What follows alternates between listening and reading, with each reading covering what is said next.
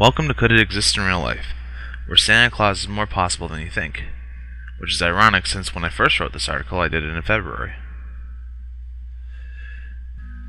Miracle on 34th Street was often considered one of the top contenders of the Christmas movie, a special unofficial rank given among movie fans, Christmas enthusiasts, and all-around good people in general. It was also one of the first mediums to come up with the name Kris Kringle as an alternate name for Santa Claus, and even pointed out the other names for different nationalities.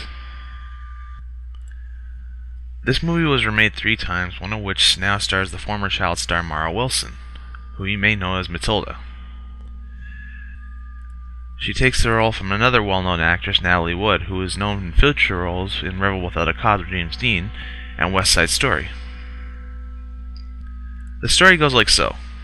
Kris Kringle, a kindly old man, notices that a mall Santa is drunk before the annual Macy's Thanksgiving Day Parade in New York. He has the man reported to Doris Walker, one of the major employees who hires him right away as a replacement. And because of his great job at it, he is hired to be a full-time mall Santa.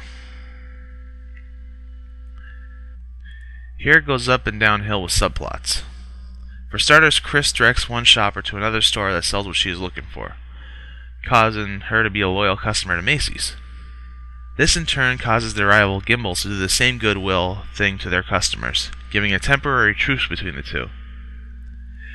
Next we have Doris' daughter, Susan, who is played by Wood. She was raised not to believe in fairy tales or other practical children's beliefs such as imagination. With the help of Fred Gailey, a lawyer and Doris' neighbor, friend, love interest, visiting Kris and witnessing him communicate with a Dutch girl in her language, her faith begins to teeter-totter between whether or not Santa is real.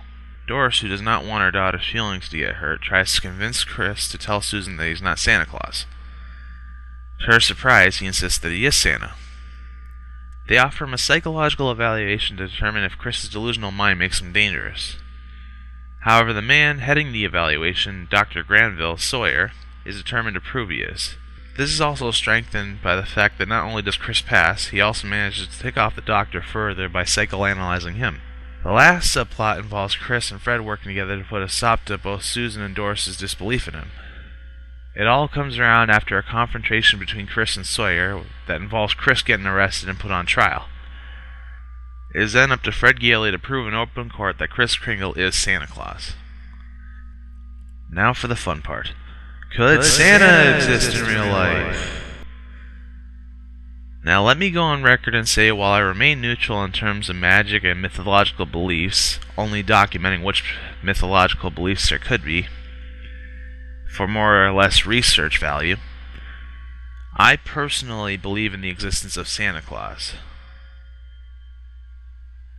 I could never ever go up to a kid or an adult alike and say that the guy isn't real, when there's always that one day of year that people have to be good for one another, even though they should be good more than that.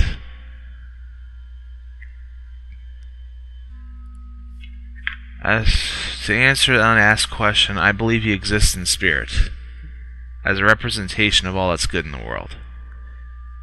He may as well be the world's first superhero. However, you guys are looking for more than hearsay, so here goes. Santa can and has existed in various forms. The most common form is St. Nicholas of Myra, or St. Nick for short. He was a 4th century Greek bishop who helped the poor in secret by sneaking into their homes and placing purses of gold in their homes at night.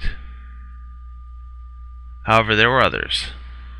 The Dutch name Sinterklaas, where the name Santa Claus originated from, arrived by steamboat rather than sleigh. Instead of gold to the poor, he was known to give gifts, chocolate letters, and spice nuts for good children, while the naughty children have to do community service by delivering them.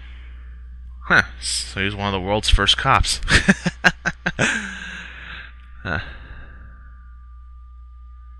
There's also the Norse name Mjolnir, not to be confused with Thor's Mjolnir, who is the inspiration for another movie, Santa Claus the Movie, as well as England's Father Christmas, who is known to wear green instead of red. This attire is what inspired the spirit of Christmas present and the jolly personality that's once been heard in A Christmas Carol. However, these are more or less regarded as myths, and while myths can go either way, you all want to know if there's a real-life Santa. In a town called Hooksett, New Hampshire, a former engineer named Dick Marshall decided to spend the rest of his life making toys for kids every Christmas.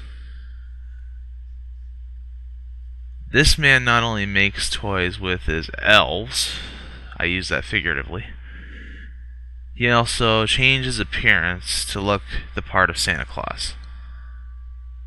The best part is the toys, the pictures, and other things he offers are all for free. The man does all that kindness for $0. And he isn't the only one. Many quote-unquote Santas pop up in different countries. Each one doing various good deeds in various forms. Much like the guy that made his own life-size train set in Spirit Tracks. I got something in my eye. As usual, debate, argue, let me know if I missed anything. But also let me know if anyone else done deeds deserving of the title of Santa Claus. Stay tuned for more!